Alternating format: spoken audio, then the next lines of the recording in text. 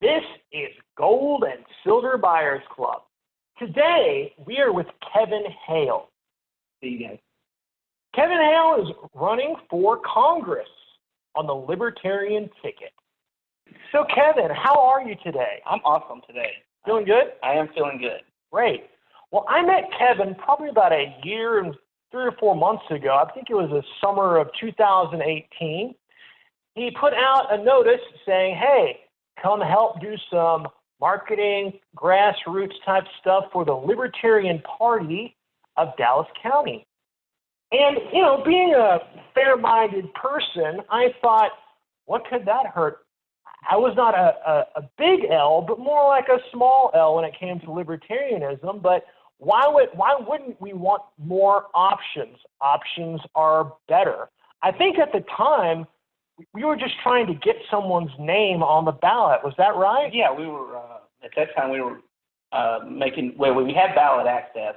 What we were trying to do is promote the candidates that were on the ballot. Okay. So we were doing a lot of block walking, and we were putting together flyers with our test, our political test, and, of course, the campaign flyers. That way, when we drop them off at the doors, they get both the test and the campaign flyer. Yeah, so that's marketing when it comes to trying to make people understand that they have options. When they walk into the voting booth, they see several names there. They're typically going to vote either what they have always voted, or if they start becoming more familiar with certain names and open their minds to other things, maybe they would consider voting for a libertarian. Is that right? That's what I'm hoping. Yeah. So tell us from the beginning, how did you get into the Libertarian Party, and then work as kind of into your background, and then how you decided to run for Congress? Fantastic. Okay. Well, my the joke is how did you become a libertarian, or how did you get there? And I always tell people that I was driven here in a limousine by Trump and Hillary. They turned me off so much that I had to find another option. And when I started looking and reading the principles of the Libertarian Party, I was blown away. I was like, where have these people been my whole entire political, voting process? And then I started digging in deep and figuring out that maybe there was a reason why we haven't heard about a Libertarian Party. So that's why I'm running. I'm running to give an option to people that are tired of the R&D. So do you believe that they've purposely kept it somewhat quiet and trying to offer the people only a binary decision because it's easier to manage? Maybe it's easier to manage, but I think it's more about control.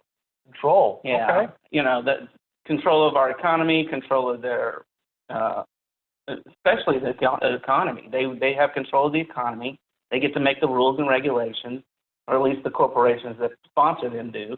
And we're all paying the price for it. And I'm tired of that happening. Okay. Can you, for those that may not be familiar with libertarian tenets, can you just share a few of the tenets that might be found on the quiz, or just the ones that you like the most? Well, the number one principle in libertarianism is the non-initiation of force, in which you're not allowed to initiate force for political gain or any gain, really. So basically, it's don't hurt people, don't steal their stuff. And libertarians want the government to be the same way. So that's the number one principle that I think that should be brought forward. We love individual liberty. Government should not be controlling what you do in your life. And that's really what it's about. It's about freedom. It's about having control over your destiny, making decisions for your life, and, of course, handling those consequences of those decisions. Okay. So I remember reading a bit about different types of governments when I was younger, monarchies, that type of thing. I remember hearing a term laissez-faire, or is that similar to what libertarianism is? That is, yes, it's Frederick Baptiste, laissez-faire, and what it basically means is hands off the economy. Let the consumers decide what's important to them and what the value of that is. And laissez-faire has always been shown, when it's been done properly, that everybody gets lifted up. Poverty goes away. Everybody gets a hand in the operation, and they also get they get value out of that. They're not stuck being, in the middle.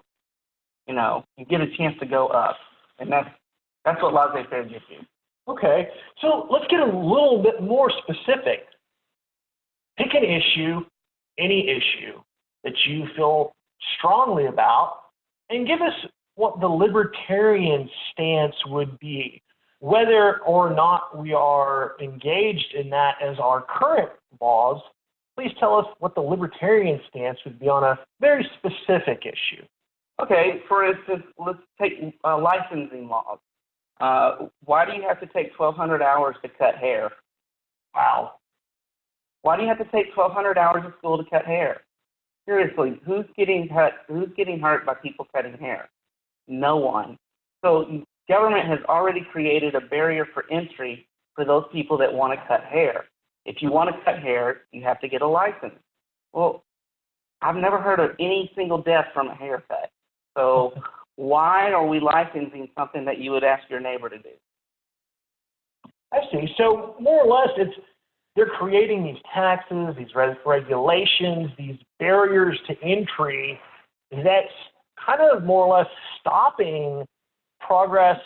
I know that's a bad word, but to some people, it's stopping the ability to create an income for those that might be taking a different path in life, or those that want to be an independent business owner, and they don't need all that extra regulation. Exactly. So tell us a little bit more about you said you're driven by Hillary and Trump in a limo. That's funny. Yeah. But so you got your interest peaked in the libertarian movement, and then what fueled the fire over time? What fueled the fire over time is I see a lack of salesmanship in our party, and I know I can fill that role, especially as a candidate. We have a hard time selling freedom to people because we come at it from an anarchist position.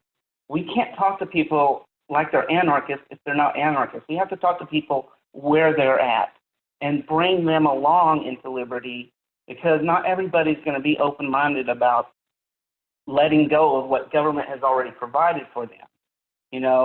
They've become dependent on government, and that's what libertarians don't want. We want you dependent on yourself. Sure. So that's one of the things I think we can do to change. I didn't mean the word progressive was a bad word. What I meant was it's a polarizing word when you say that word. Yeah. And from my understanding, when it comes to libertarianism, there's a little bit of a nuanced terminology when it comes to the term anarcho-capitalism. Is that right? Yes.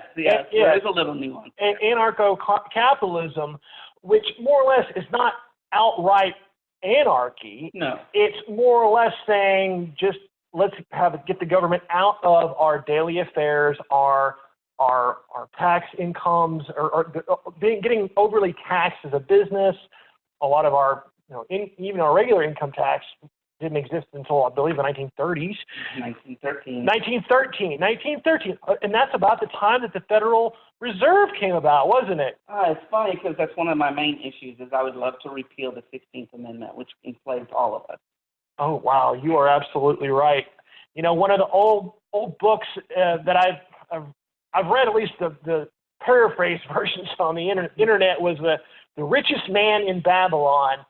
And one of the first tenets of The Richest Man in Babylon is to pay yourself first. Exactly. Well, guess who also buys into that?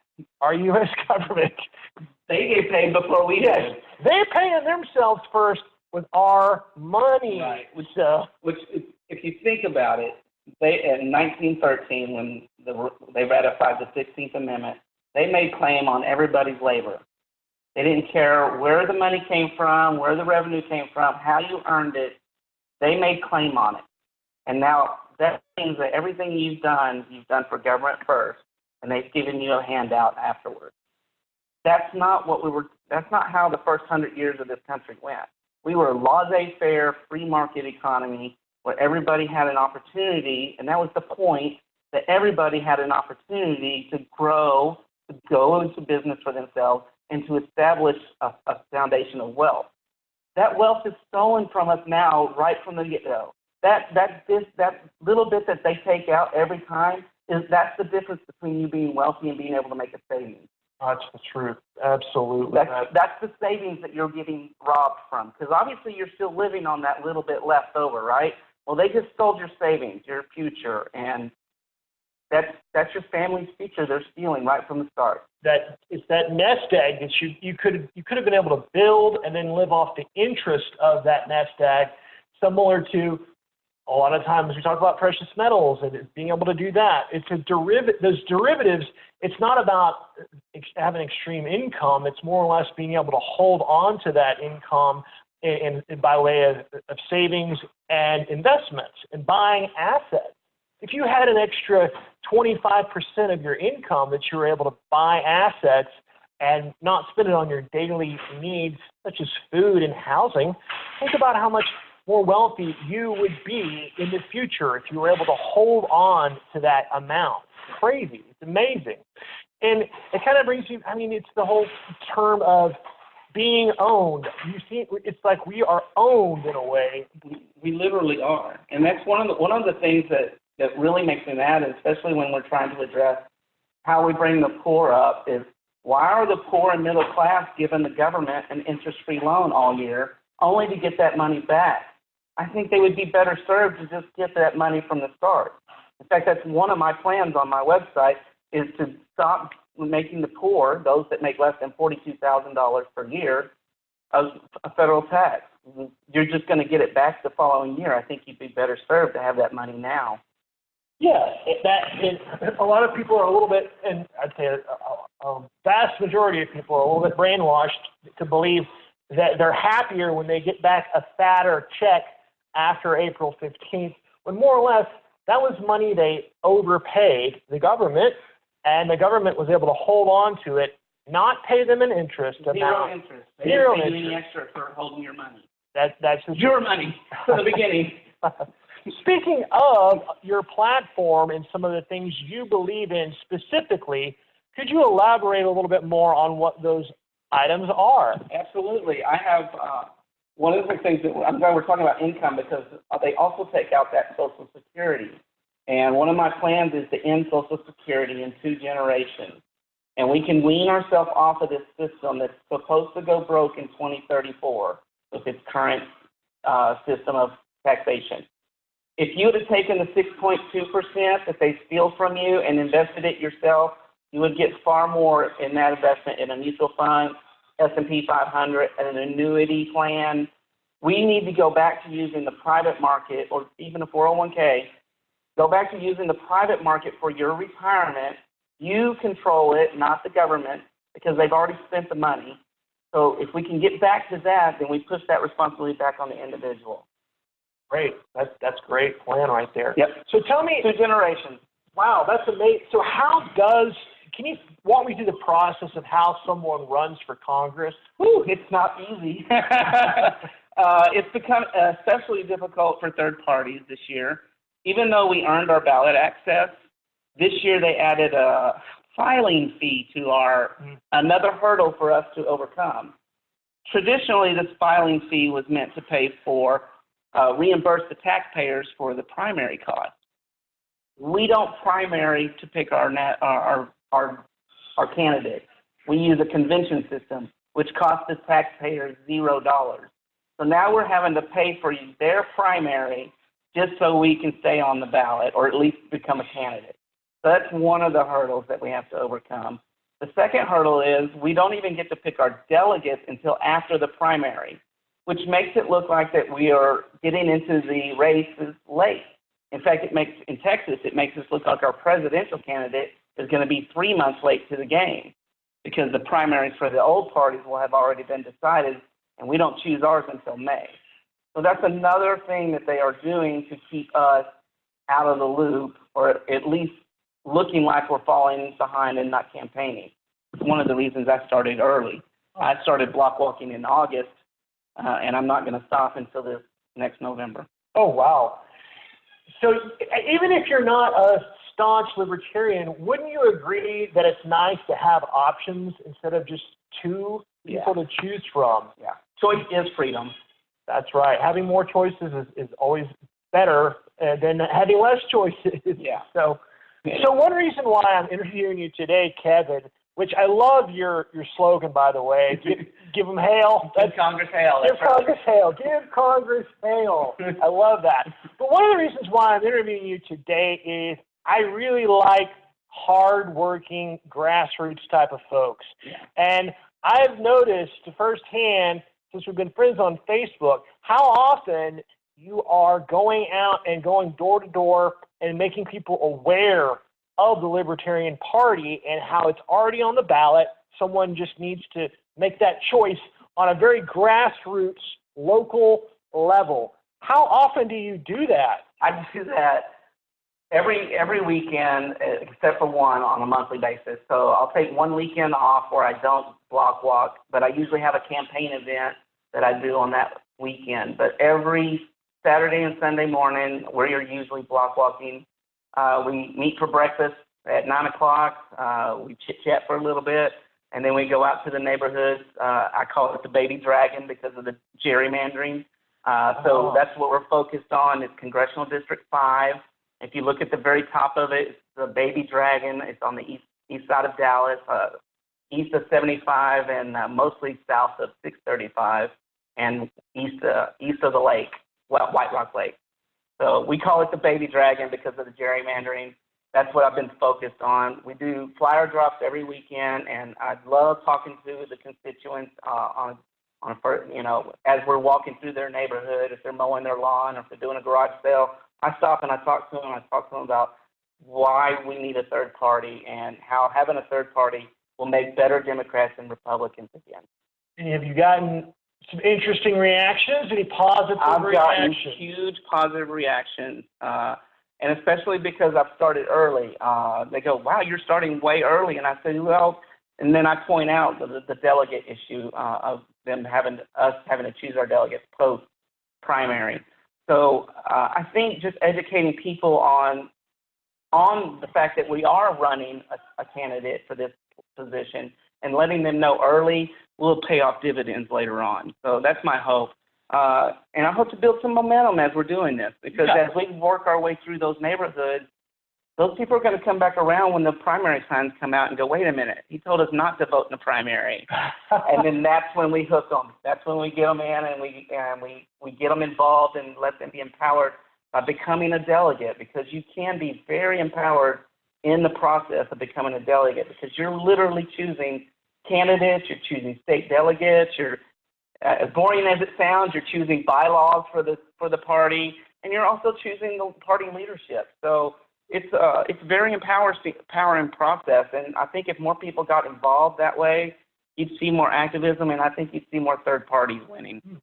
Can you kind of make it a little more simple for some of those of us that didn't take civics in high school, or they took out civics? They purposely took that out. They took it out so we wouldn't understand the full process. Could you just use everyday language? Tell us a little bit about how, I don't know, Dallas County might be divided up, or how the state, just a little bit. Can you just give us a little bit on how voting in that process works? Yeah, absolutely. If you'll look on your voter ID card, which I have right here, you'll see different sections in there that tell you what districts you're in. And for instance, I'm in Congressional District 5. I'm in State Senate District 2. And then my state legislator is 114.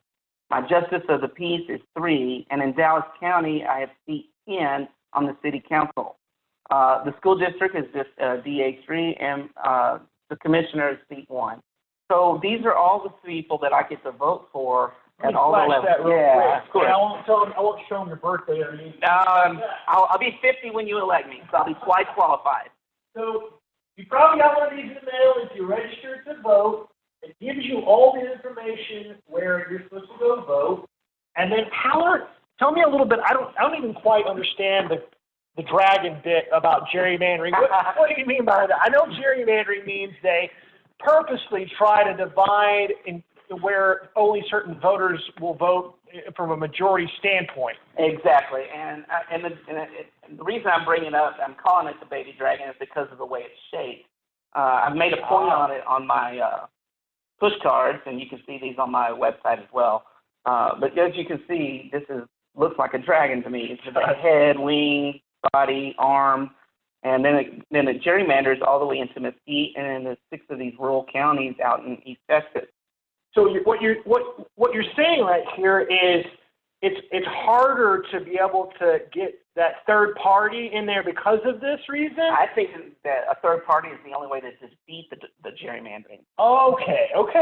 I'm looking at it totally different. I think the only way to defeat the gerrymandering is to vote third party, because if you're a Democrat in Dallas, you're going to get outnumbered by the rural counties. If you're a Republican, then you're probably pretty happy that you've had that same Republican for almost, you had Jeb Hemsworth for almost a decade, and now you've got another fall in line. I call them wallflower Republicans because they don't stand up for anything. They just fall in line. So that's what you've had in this district for almost 2 decades now. And it needs to change. So the only way you can defeat the gerrymandering, in my opinion, because it's divided up by how people vote, is to vote third party.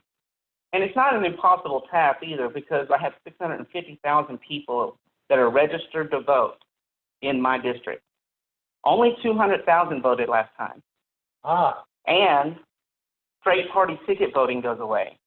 So there's a good chance that the Republican will actually lose votes because he will not be getting the benefit of that straight party ticket vote. So people are going to be forced to go down the ticket. So it is about name recognition. The winner usually has about 150,000 votes. 150,000. 150,000 votes. So out of 650,000 people, if I get 150,000 to show up and vote Libertarian, you'll have a gold seat in Congress and a real representative that doesn't sell you out to corporations. Wow, that is amazing. It's about turnout. It really is about the turnout. And you've got the vision, and you are putting your boots on the ground and doing it. I think you could reach that amount of people, if not more. But you already have probably at least passed something out to thousands of people. Already. Tens of thousands. In 2018, we passed out 13,100 flyers. I've already got 3,000 out since I started in June. Amazing. That's amazing. June, August. I started dropping them in August. Great. The campaign started in June. It became active. So tell us more about what can people do right now to find out more about you, as well as find out more about the Libertarian Party and get active locally. Active locally is really key. Here in Dallas, it's lpdallas.org. Become a $10 member. Become a $25 member. Those guys have supported me so much over the last couple of years with providing me the marketing materials and flyers, and we really could use the infusion of cash. As far as me, I only need, because of the filing fee, I've had to raise some extra money. I've raised $1,800 towards the filing fee, so I only need $1,322 left. And as of 4/20, we started a new campaign online to get the last $1,322 so that I can go on November 9th and file my intent to run. So give Congress Hale, website, Facebook, Twitter, Instagram. Apparently Instagram's a thing. I'll do more posting on Instagram, I promise. My millennials love that stuff. Yeah. So definitely Google, give Congress Hale, look up all his pages. Yep. Speaking of millennials, would you say that more millennials are kind of jumping on the Libertarian bandwagon lately? Well, I know they're unhappy with the two old parties. And if you give them another option and you show them that freedom is a solution to some of the issues that they're facing, then they get on board. And that's the key, is you have to be able to sell them on why liberty works and versus how government has messed it all up. And that's what I bring as a candidate. I've been selling since I was in 7th grade. So I'm a professional salesperson. I know how to talk to people and get them to make a yes decision. So that's why I would love to have your support. I'll be out there doing an active campaign. I make no promises on results, but I promise an active campaign throughout. Awesome. Well, thank you so much, Kevin. Thank you so much. I appreciate you having me on. Go buy some gold and silver. You're going to need it when the Fed gets out.